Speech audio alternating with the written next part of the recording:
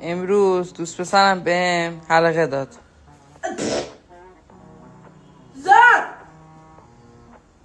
به کی عوضی رفتی؟ دوست پسرم بهم حلقه داد، گفت که این تو دستت باشه تا با هم عقد کنیم، ازدواج آره کنیم. بیا من عمرم بیا زن. گفت ما با هم تعهد داریم، میخوام که تو دستت یه چی نشیدم؟ چی؟ استومیه.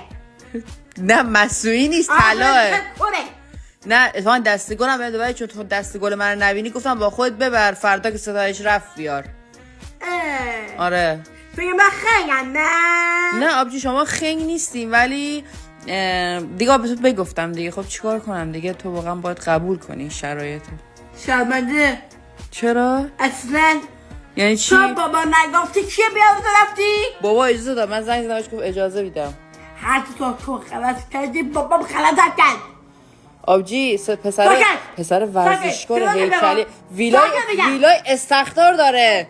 ساکت. ویلای استخدار مگه دوست نداری؟ آقا تو مگه ویلای استخدار دوست نداری؟ نه. تو مگه یه دو داماد خوشتیم قد بلند هیکلی؟ نه. هیکلی چارشولی سیسپک داره. نه تو مگه نداری؟ بابا تو مگه نگفت من اینجوری دوست دارم؟ نه خبر بابا که گفتم. آقا ویلای استخدار داره. اصلا خلاصی که علاقه انداختی بعدش از کی علاقه گرفتی؟ بابا اجازه داد. بابا خلاص کرد. گفت که با هم آشنا بشیم، بعد چند وقت دیگه میاد خواستگاری.